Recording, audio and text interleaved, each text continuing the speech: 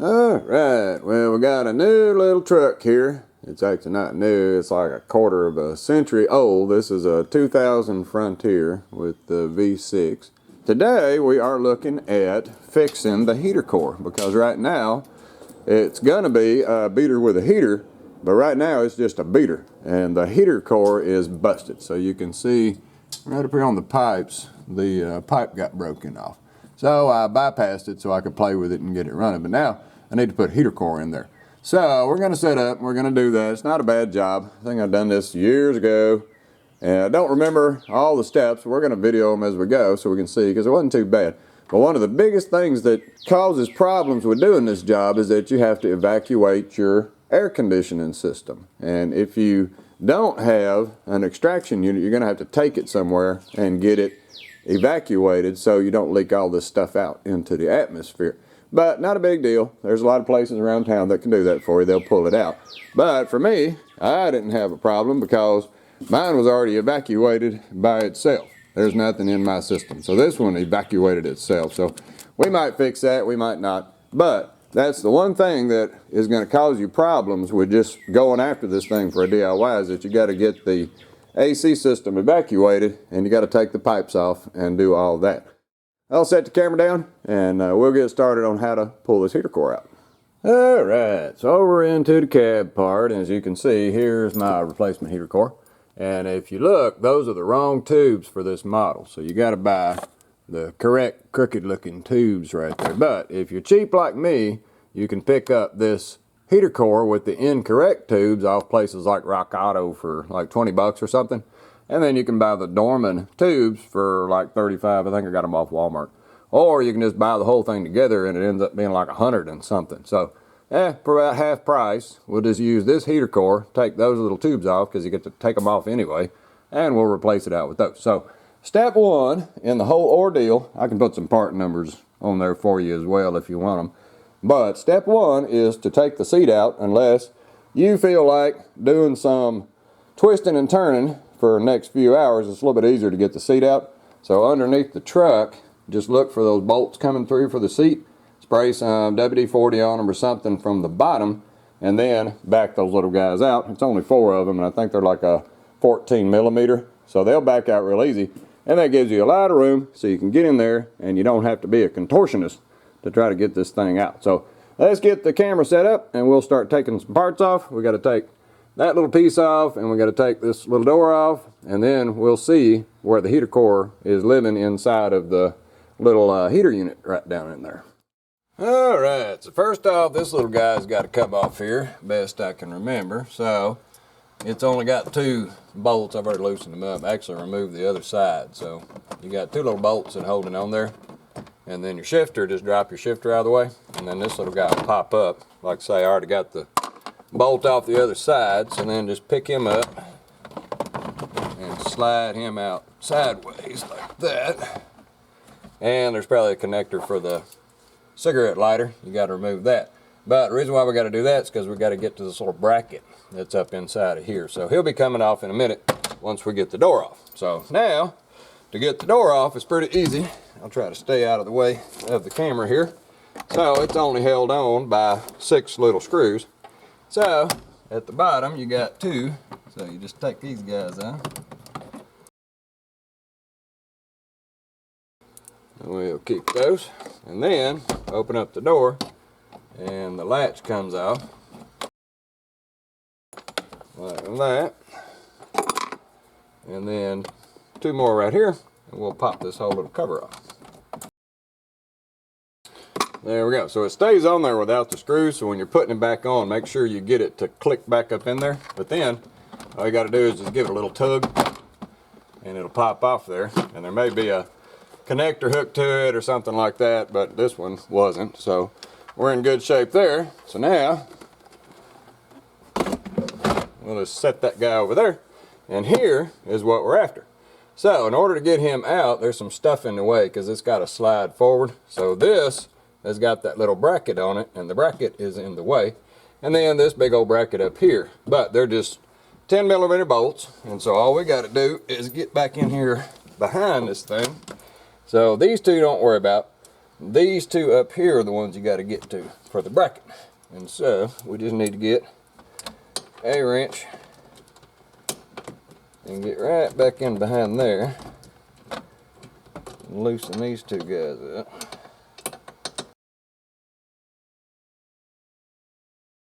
Now that little bracket is free right there. He's hooked to the plastic, so you gotta split him, separate him.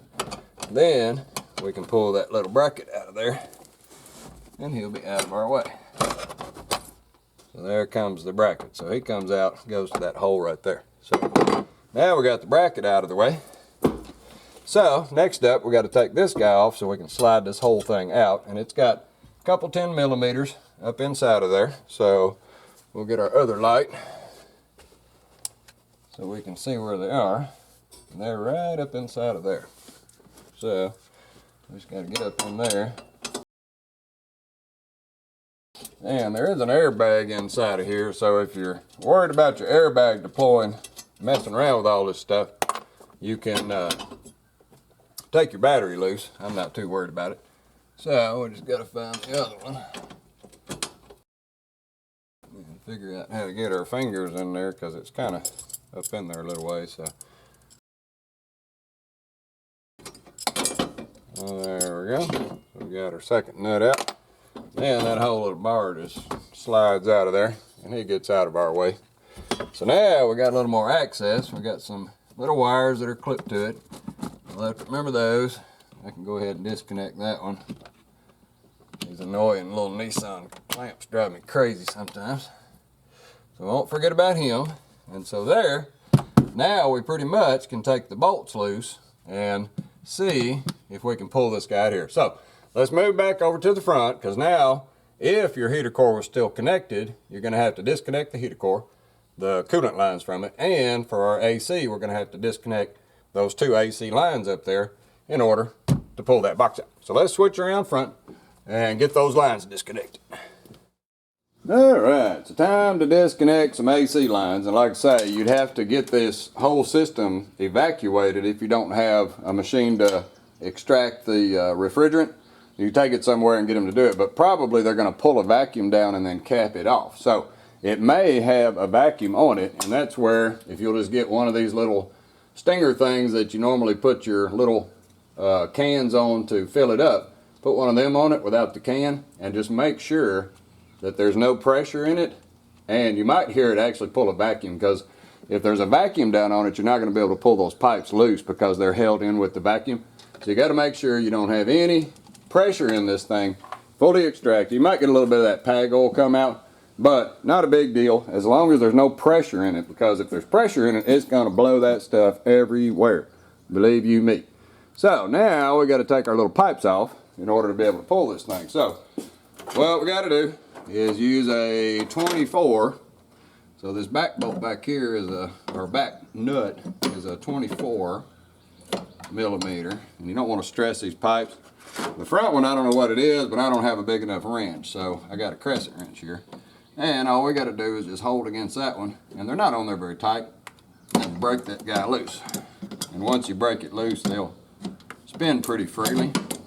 So let's get that top one broke loose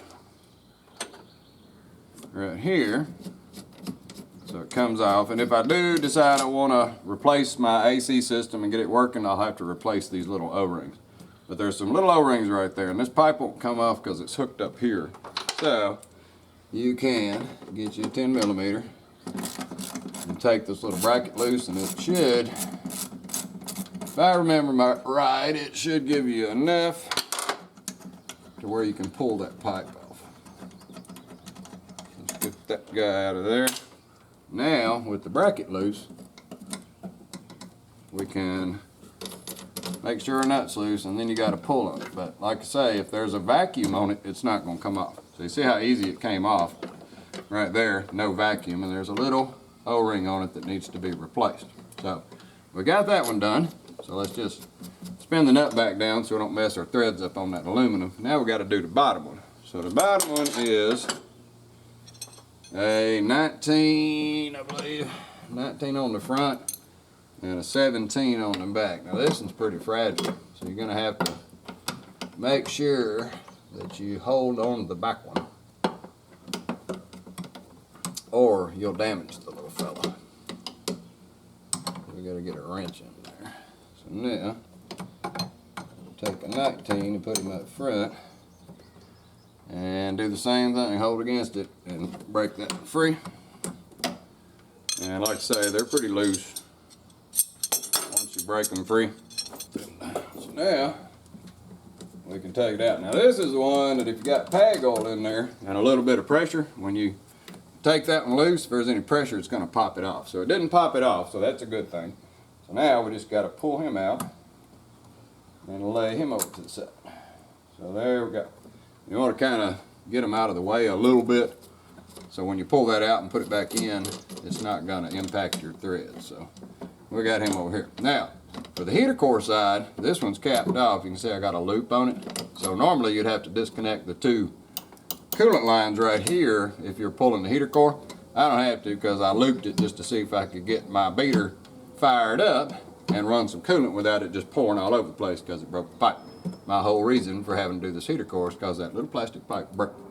Alright, so we're good up here. We got our coolant lines off. We got our refrigerant lines off. So now let's move back to the inside.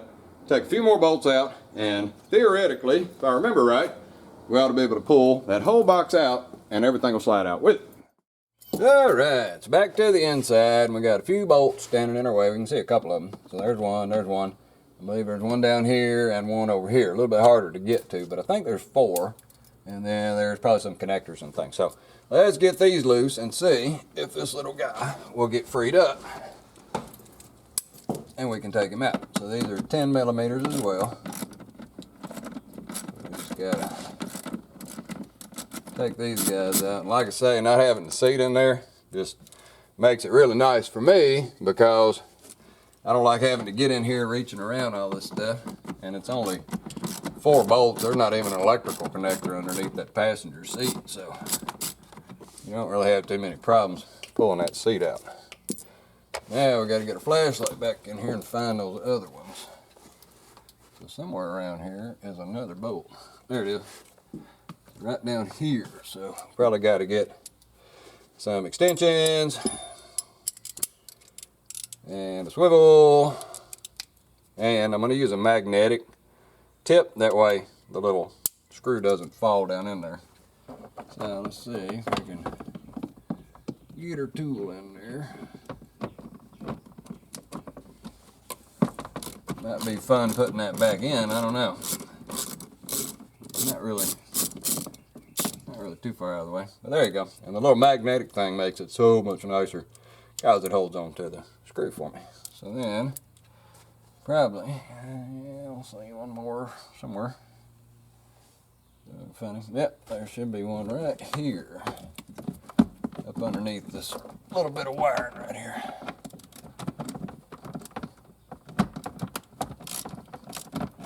That one you can get to pretty easy. Get your hand in there for that one. And there we go. So now we got the 4 bolts out. So now we can tug on it a little bit and see if this whole thing is loose or not. It actually is pretty loose. So let's look around in here and make sure we're clearing all of our electrical and our little cables. I'll tuck that out of the way. Y'all remind me to hook that back up if I forget. And then we got this little guy, but he seems to be part of it. So it's up inside of there. So let's just see. So it looks like if we fold that in, we ought to be able to just shinny this whole thing out of here if it's not hitting the electrical.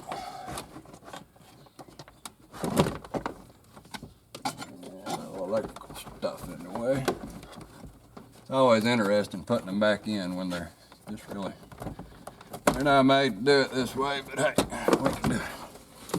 So there you go. So that, in just a few steps, like I say, it's not that difficult. There's your AC guy right there. So inside of there is your AC and probably a valve and thing. So I'm gonna have a look at that. I'll pressure test it and see what my problem is with my AC unit. There's your little drain line. We'll have to remember to make sure that gets back in to the piping over here so it'll drain out properly. All right, so let's get set up around here and see if we can get the heater core out. It's going to be a little tight. Got to take the pipes off, and then we should be able to slide that little guy out of there. Then we'll be ready to replace him out. All right, so if you look up inside of here, you can see the pipes right there. That's the pipes for the heater core. He's hiding right in behind there. So if you want to see the heater core, you can reach up here and flip it to hot. Like that right there, up on top. And boom, the door opens up. There's the inside of the heater core right there. So what we got to do in order to get the little fella out is over here on this one, I got to take these two tubes loose. I'll have to take those loose up there. Then we can slip the little heater core out without these tubes because they won't come out with the tubes on it. Then we'll put the new one in, put the new tubes back on with their little seals, and we'll be buttoned up and ready to go. So I'll just set the camera down over here and get these screws out, and then you'll see me pull the little heater core out. But all I'm doing is taking these 8 little screws, 4 and 4, taking those out and getting those pipes loose. So let's get the camera set back down, and then we can see how to pull this little guy out. All right, so it's time to take our tubes off, and you'll find this quite challenging because there's a couple of the screws that are on the back of those things just impossible to get to. But you can do it. You just got to arm yourself with various different screwdrivers, big ones, little ones. This one, if you just get a tip and put it in a socket and put it on a swivel, you can probably get to those in the back there. But some of them will come off easy. So we just got to take these off, and I'm going to start with the lower tube because it may give me enough room to get to that really, really hard to get to screw up on the upper tube.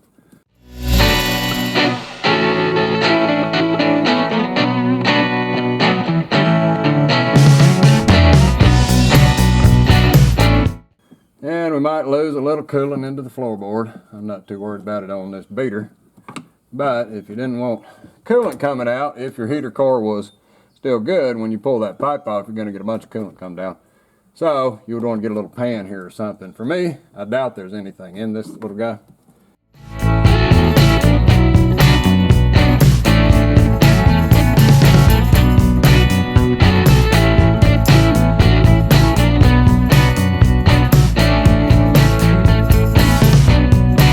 So we got him. Now we got one more to go, and it's up top up there. But it's really hard to get to, and that's where we got to fiddle and try to get this little guy up there. I'm going to have to reach in here and get both hands up in there and try to hold on to the tip of it and hope it comes out, knowing I'm going to have to do this very same thing when I go to reinstall it. I got to get that screw back in there, and it's just a booger. And there it comes.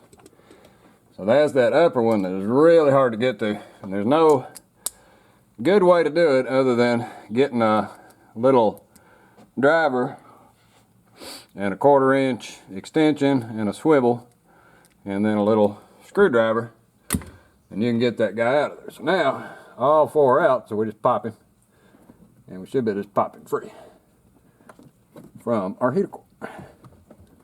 So that one's on there good. Alright, so armed with a thumpy hammer, we just got to thump him. And bang, there's my broken one. So notice that the upper one is the straight one. There's one of them that's straight, and there's one of them's got the curve. So the curve is the lower one, the straight one is the upper one, or I may choose to reuse this little guy right here. So now we got our little pipes off. So the heater core is just sitting up inside of there. Now, what we got to do is figure out how to get him out of his little house right there, and then we'll be able to pull him out. So let's get the camera moved around a little bit.